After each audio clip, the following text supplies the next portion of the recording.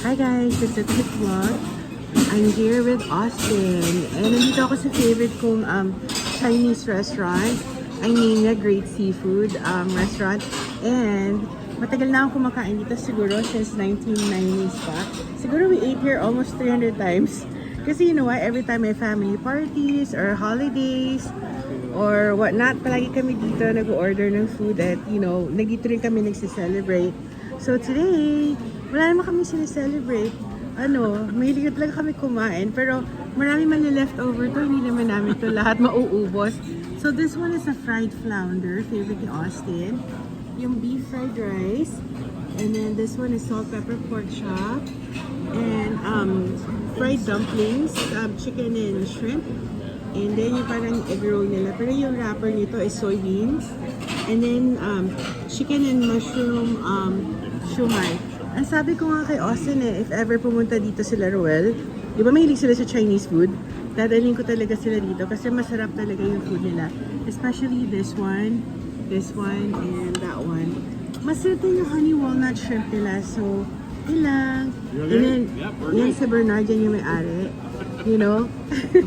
Like I said, I've eaten here so many times. Nakilala ko na yung may-ari.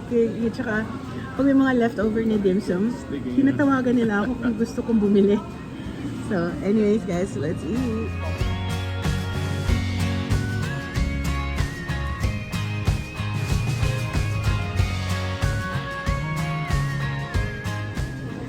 Guys, ang sarap nito. This one, oh. Very crunchy yung loob niya. And then, ito rin guys, very crunchy rin to. Sorry. Ito, very crunchy to.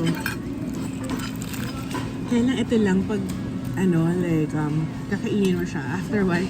May siya, may after smell tong fish na to, no? Pero masarap talaga siya. Saka ito ang favorite ko, guys. Salt and pepper pork chop. Maybe kayo guys sa Chinese food. When we went to the Philippines ni Austin, siguro like, not this visit, pero yung last visit, na-try ko nung pumunta sa Chinatown, yung Binondo, and masarap din yung food doon. Kaya lang hirap pagharap ng parking. So anyways guys, let's try itong tigas na. Ay, matagal.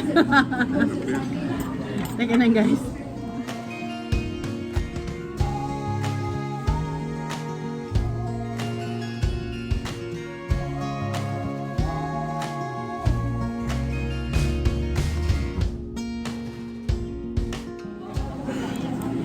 Guys, kaya pala may hirap siya i-lift.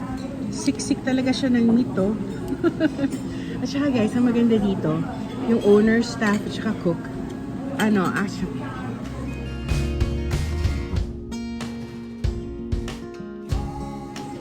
Guys, kaya pala may hirap siya i-lift. Kasi siksik siya sa laman. Ang maganda dito guys, yung owner, staff, at saka yung mga cooks nila, Chinese talaga. Kaya yung food nila talaga dito masarap. Like I said, I've been coming here since 1990. And masarap talaga yung food nila dito. Very fresh. Yan. Let's eat! Guys, si Austin ayaw niya yung mga gilid-gilid na yan. Yung crunchy-crunchy na parang yung mga malalaking tinik. Tatingilin mo lang, pero crunchy-crunchy. Bakit ayaw mo nun? Yan masarap eh. Yung crunchy-crunchy yung edges ko naman guys, oh. Ayaw niya. So, pinukuha ko. Austin, busog ka na? Are you full? Ang dami pa rin guys na natira, oh. Yung fish na talaga yung kinain namin. And everything. Just ba ito ng rice pinaghalo na namin. Austin, are you full? You're full? We're done eating na guys. So, yung pork chop, yung salt pepper pork chop, marami pa rin natira. Talagang kinain namin yung fish. At saka yung dim sum. So, was it good? As always. Yan. May food for tomorrow.